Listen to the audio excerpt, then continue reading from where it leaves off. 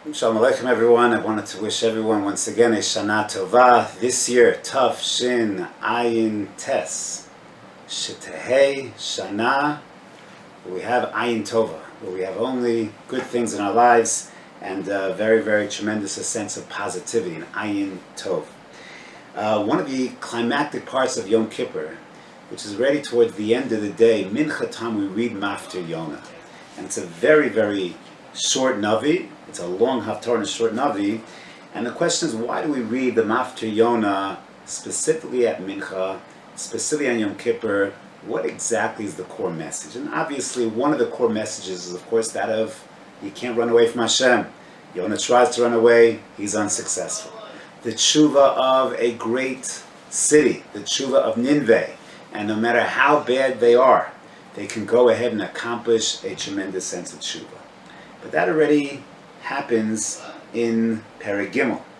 And then we have Perek Daled, which seems to be the climax of Maftir Yonah. A very, very striking story, but I believe that's really the essence of the Maftir, that's the essence of the Navi, and that really goes to the heart of why we're reading Yonah on Yom Kippur. Yonah is upset. Hashem, I knew this was going to happen. You sent me on this mission to give them mus, you're going to destroy Nineveh, and I knew you wouldn't come through. You wouldn't come through, you wouldn't destroy them, because you are a Kel, Rachum V'chanun, you have mercy, and Yonah's upset. Vayera el Yonah ra'a gedola vayichala. He's upset. And Hashem says back, what? Goodness is, you don't appreciate? Hahetev charalach. You don't appreciate the goodness that I tried to do. And Yonah runs away with a sense of disgust, disappointment, and he builds himself a sukkah and he sits in the shade.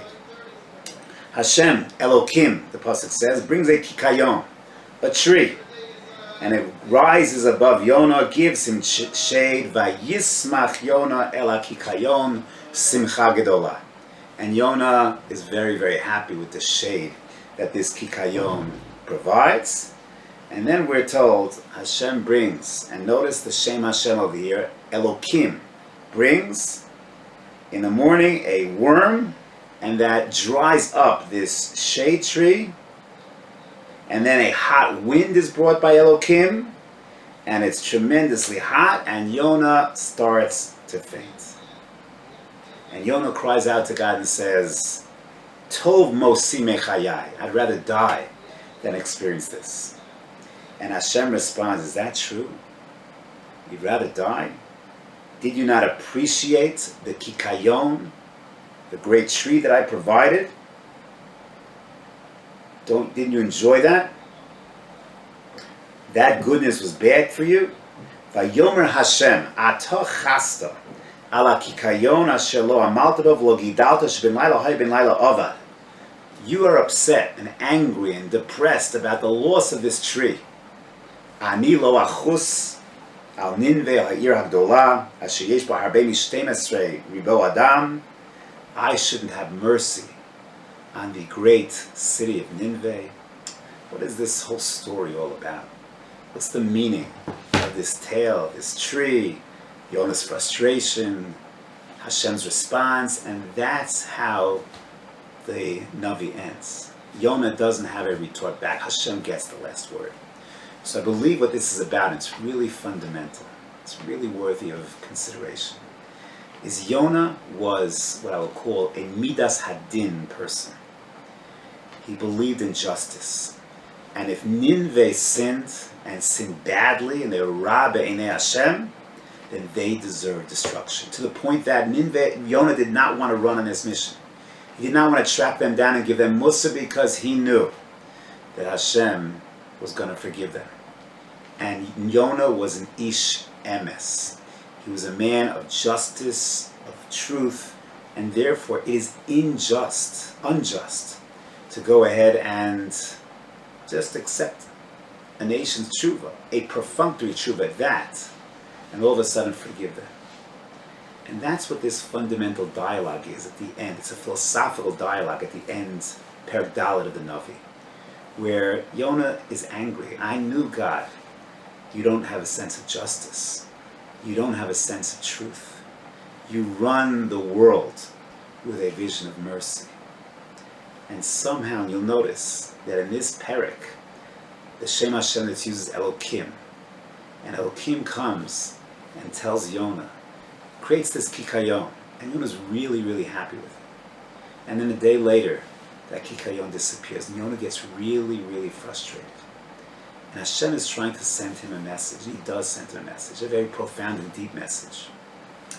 And that message is that you too, Yonah, need, and this world needs a sense of rachamim.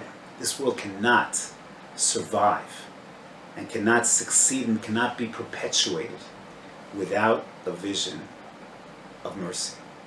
Because, yes, I gave you a chesed of a kikayon, the next day you lost it based on a system of din, of arbitrary din, and you got angry, you got frustrated. You would rather die than suffer in this world. Hashem is sending Yonah and us a tremendous, tremendous message. And that is that we couldn't survive in a world of din. Just like Nineveh couldn't, just like Yonah couldn't, we couldn't. So we stand on Yom Kippur. It's been a long day. And we've been in shul the entire day. And we're exhausted. And we're thirsty. And we're hungry. And we've given it our all. And we might have this rationalization and that rationalization. And perhaps all the excuse in the world. But at some point we realize, you know what? The same sins that we did last year, we do again. And we have the same tsaros, the same yetzaharas, the same taivos. And over and over and over again. And when we basically have nothing left, we read Mafta Yonah. And Yonah is teaching us that you only have one real ticket. You only have one real play to make. And the play to make is, Hashem, have mercy on me. Don't judge me with Midas Hadin. Judge me with Midas Harachamim. And that's the message of Mafta Yonah. Because Nineveh did not deserve to be saved, and Yonah was right. It was a futile exercise if the message was just to tell Nineveh they're about to be destroyed. Hashem wants to run the world with mercy. All he does is ask us to ask him for rachamim. And at the end of the day, that's all we really have. To ask Hashem for his rachamim. And that's the message, and that's the idea, and that's the goal on Yom Kippur. Is basically, the days of din are over. Rosh Hashanah is the Yom Hadin. And yes, no, zchuyos, averos, maybe it's equal, maybe we're bait on it, maybe. But that's not good enough. At the end of the day, we ask for the mercy of the court. And that's what Yom Kippur is. Rachamim. It's a day of slichos. Rav Isaacon said beautifully just last night. He said, we say slichos. The most important part of slichos is the Yud Gimel Midos of Rachamim. What's the second most important part of slichos?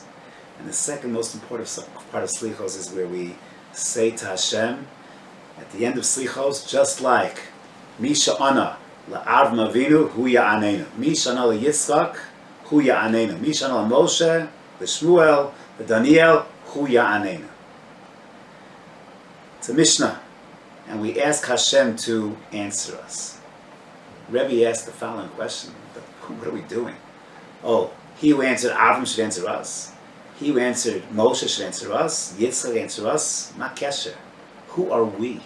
We're not an Avram. We're not a Yitzchak. We're not a Moshe. We're not a David. We're not a Shlomo. How could we make that request?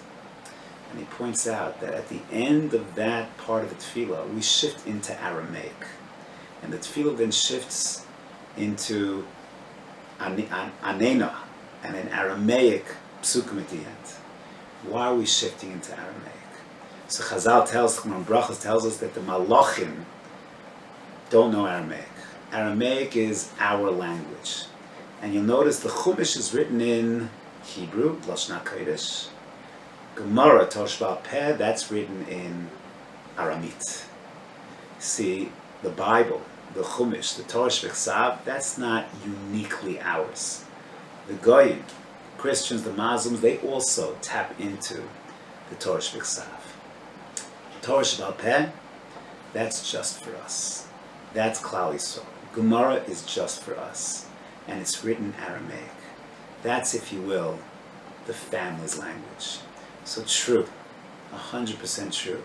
Misha ana la'Avram Avinu hu ya'anenu, Misha ana la'Yitzchak hu ya'anenu. We didn't go through the Akedah. We didn't go up to Har Moriah. That's not really our card. What our card is ultimately Avinu Malkeinu. Is that we're Banim La'Makom. Is that Hashem, remember, we are your children. Our language is Aramaic. Aramaic is the family lashon, Torah Shebal Peh. That's our unique relationship. Understand, appreciate that relationship. Have mercy because of that relationship, that we are Banim La'Makom. That's what we ask for on Yom Kippur. That's what Mafta Yonah is. That's what the Slichos have been all about. Have mercy on your children.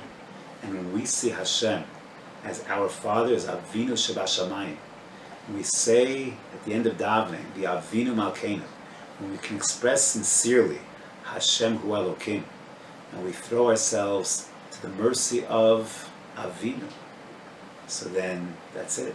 That's the game changer. That's when the din is nefach to rachamim, and that's when everything shifts. So Bez Hashem, we will truly take that stance, that posture of being Banim La'Makom, and Bez Hashem, have a gemar v'chasima tov.